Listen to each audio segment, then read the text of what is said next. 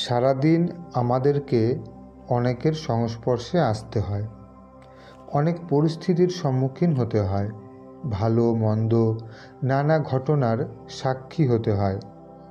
আমাদের সংস্পর্শে আসা সকল আত্মাকে আমরা দুটি ভাগে ভাগ করতে পারি। এক হলো যারা আমাদের সঙ্গে ভালো ব্যবহার করে, আর দ্বিতীয় হলো যারা আমাদের সঙ্গে খারাপ ব্যবহার করে। এখানে সবাই কিন্তু নিজের নিজের কর্ম করছে, ড্রামা অনুযায়ী যার যার পার্ট সে নিজে প্লে করছে।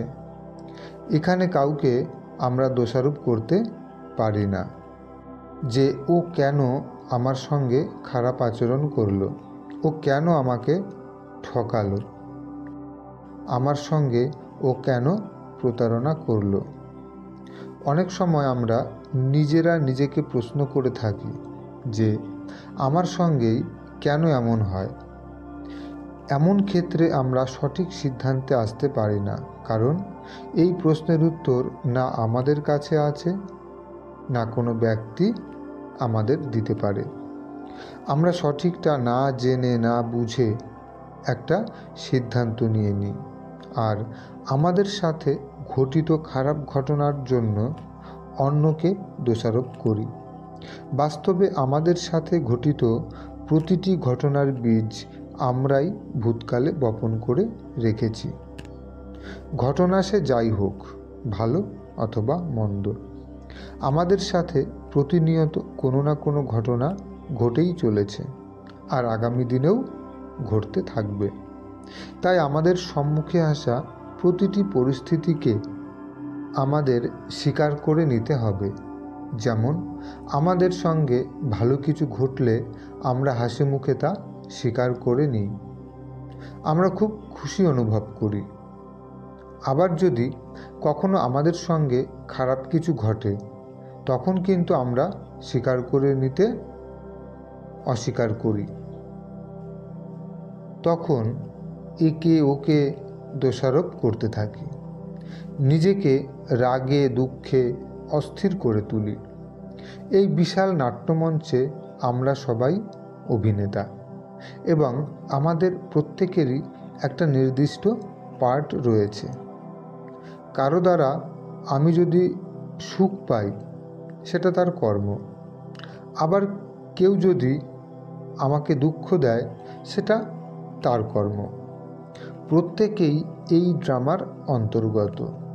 আমাদের সঙ্গে কেউ ভালো ব্যবহার করলে তাকে আমরা ধন্যবাদ জানাই, তার সঙ্গে ভ্রাতৃসুলভ আচরণ করি, তার জন্য মঙ্গল কামনা করি। এটা খুবই ভালো রীতি। কিন্তু যদি কেউ আমাদের সঙ্গে খারাপ আচরণ করে বা খারাপ ব্যবহার করে, সেক্ষেত্রে আমরাও তার সাথে খারাপ আচরণ করি। এটি সম্পূর্ণ ভুল।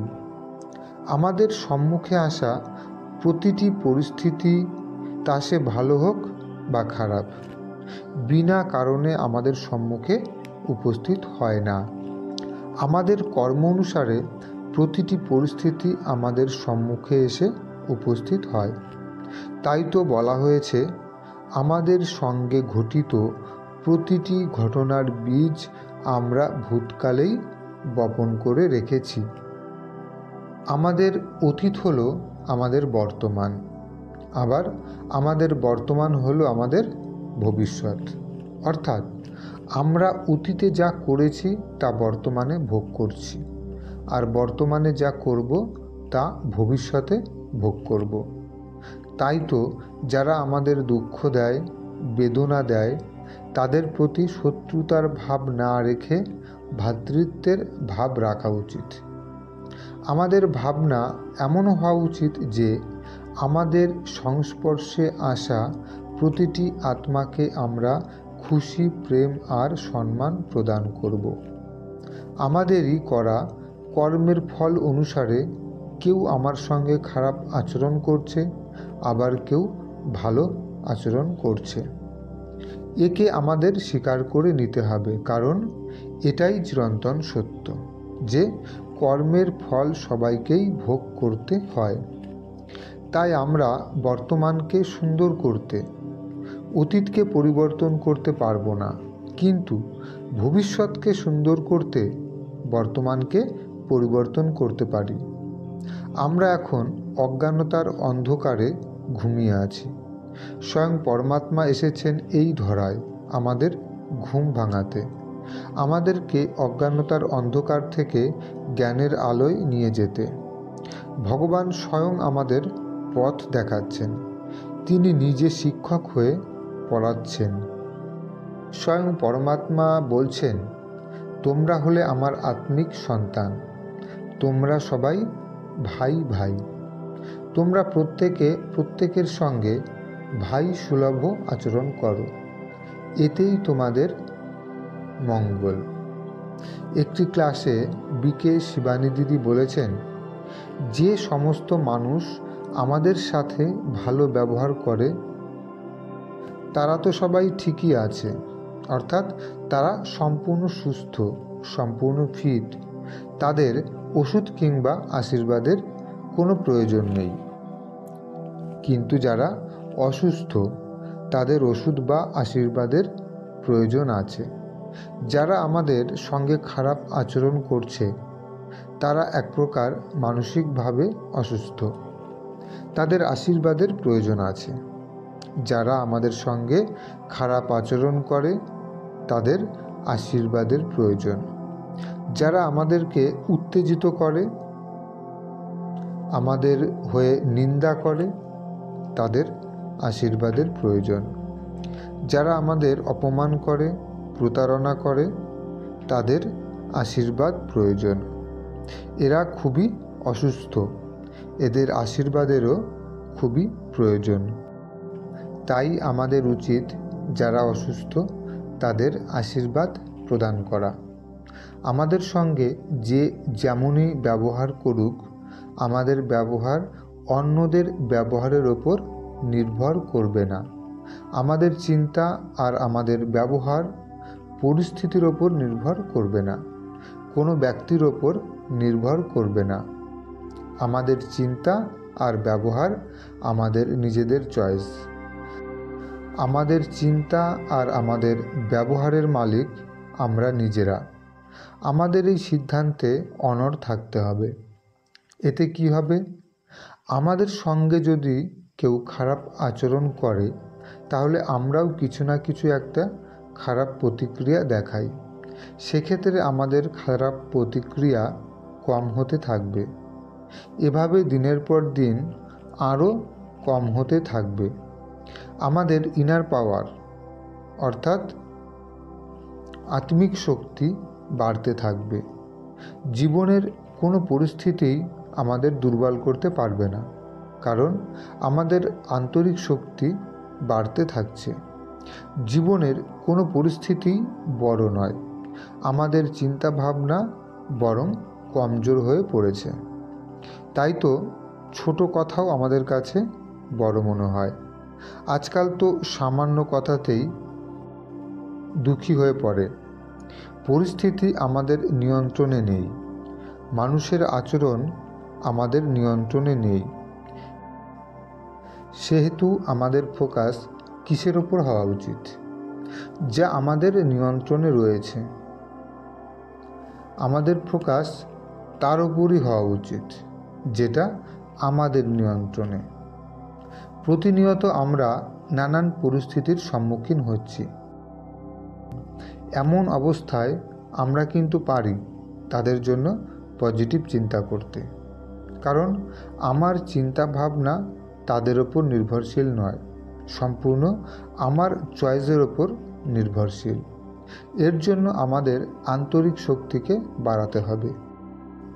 নিজের জন্যও পজিটিভ চিন্তা করতে হবে এবং বাকি সকলের জন্য পজিটিভ চিন্তা করতে হবে।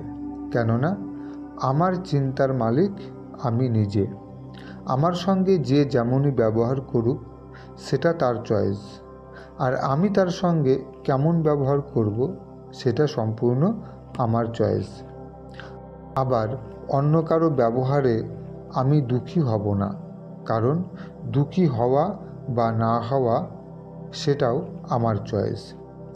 যে যেমনই ব্যবহার করুক, নিজেকে সর্বদা শান্ত রেখে তাকে আশীর্বাদ দিতে হবে।